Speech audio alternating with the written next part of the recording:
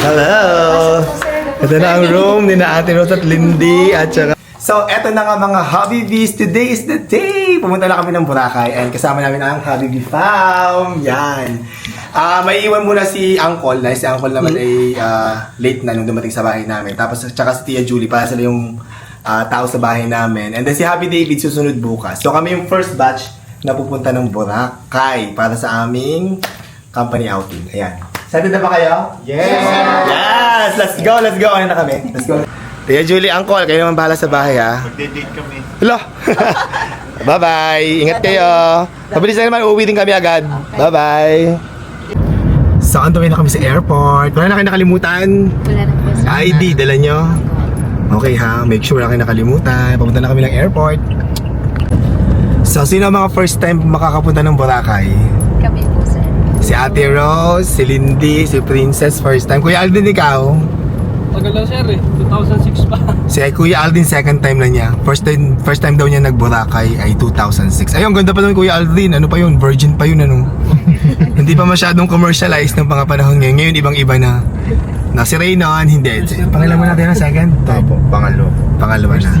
Si Rapi, maraming beses na tsaka ako. Pero matagal na akong hindi nakabalik ng Boracay. Kaya excited na rin ako. So, dito na kami ngayon sa airport. Dito kami sa Terminal 2. Sasakay kami via Philippine Airlines. Yan. So, nag-aabang sa atin dito ang ating travel specialist. Ating friend na si Ron Guhel. Thank you, Ron. Si Ron yung nag-assist sa amin, tsaka sila yung nag-assist ng booking namin dito sa Boracay. Including yung tour namin, ang travel specialist. Yan. Let's go po. Let's go. I-assist tayo ni Ron. So, andito na kami sa boarding gate. Waiting na kami ng aming boarding. Okay, so nandito na kami sa Patiklan Airport. Waiting kami ng van para papunta ng sasakyan ng boat. Yan. Okay, so nandito na kami sa loob ng van. Yes! Papunta na kami ng Tabon Port. So, nandito na kami sa bangka. Ayan. After ng van, bangka naman kami. And nandito na kami sa hotel. Finally, nakapag-check-in na kami and gutom na kami. Sabi ko sa kanila, mag-rest lang ng konti tapos dadaanan ko na sila sa kanilang room para kumain naman kami. At talagang gutom na. Ito pala yung tsura ng room namin. Dito kami nag-stay sa La Soleil, Boracay. Ayan, dito kami ni Happy David at saka ni Tet. Maganda, malawak yung room nila dito. Ang gusto ko dito sa room namin na sea view ay may veranda. So, tingnan natin, buksan natin ang kanilang veranda. Ayan. Ito ang veranda. Ganda. Ayan o. Tapos meron tayong view ng Boracay Beach.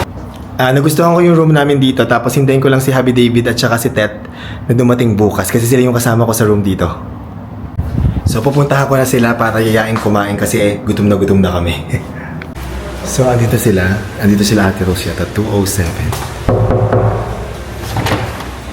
Hello! Ito na ang room ni na Ate Rose at Lindy at saka ayan. Kumusta ang room nyo? Maganda po. Maganda po, sir. Ganda na. Komportable po. Komportable. Nagustuhan mo, Princess? Ganda ng room nyo. Ayan, dito kayo magstay. Dito po kami, sir, dahil dalawa kami. Yan, tapos dito si Lindy. Ito naman si Narapi nandito.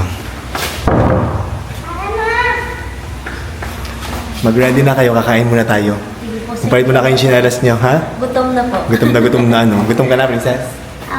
Kakain na tayo. 2-8 sila, di ba? 2-8 ba sila? Ay, hindi. Nandito po sila, sir. Sorry, mali. Mali pinuntahan ko. 2-5 sila? Opo. Ayan, balas. Dito ako makatok. Ano na, ready na kayo, kakain muna tayo. Palit muna kayo ng chinelas at kakain muna tayo. Let's go, let's go, let's go. Rapi, saan tayo kakain? Yung sikat daw dito ay lunch chicken and asal. Try natin. Alam mo yung kung saan? Hanapin natin. Let's go. Nandito na yung food natin. Chicken inasal. Chicken inasal. Sikat daw yung chicken inasal, sabi ni Rapi. So, nag-try kami dito sa Island Chicken Inasal. Ayan, kaya na tayo. Ayan, Lindy gutom. Gutom po. Sobrang gutom. Kain na kayo, masarap ba?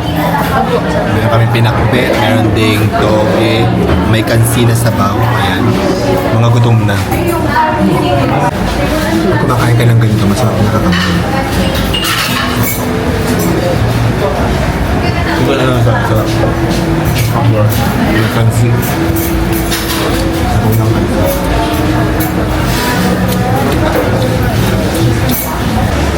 So kakatapos lang namin kumain at dahil busog na busog kami, maglalakad-lakad muna tayo sa shore ng Boracay. Let's go!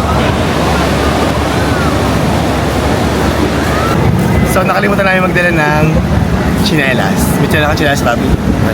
Walang chinelas si Rapi. Walang chinelas si Reno. May chinelas ka mga yun lang. Chinelas niya, oo. Dahil dyan naghahanap kami ng bibili namin ng chinelas dito. Let's go. Ano na lahat?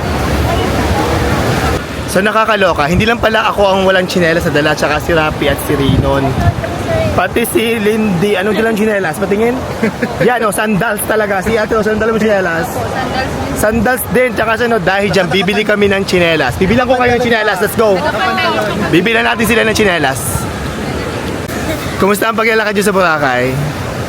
Ganda. Kumusta ba ang Boracay? Sa mga first time, ate Rose, kumusta ang Boracay? Ganda po dito, sir. Ganda? Bibili na daw si Ate Rose ng lupa dito. Oy! Shara ni ate Rose. May bahay sa Boracay. Halika na. Lumulutang sa tubig. So maglakad-lakad dito. Eh, nakita na natin ang Havaianas. Dito tayo bibili ng chinelas. Both sides. So nakapili na ako, nakapili na si Rafi, si Raynon. Si Kuya Aldrin, namimili. Si Aldrin namimili pa. Si Ato sa Lindy, wala pa? Ikaw, Atos, meron kayo napili? Ayun, may napili na siya. Suot niya, pati mabasa. Okay, go. Yan si Lindy. So nabili na tayo ng mga Havaianas dito. Ay, wala tayong chinelas. Good po, maganda sir. Ito pa. Ayun na to. Kuya Aldrin.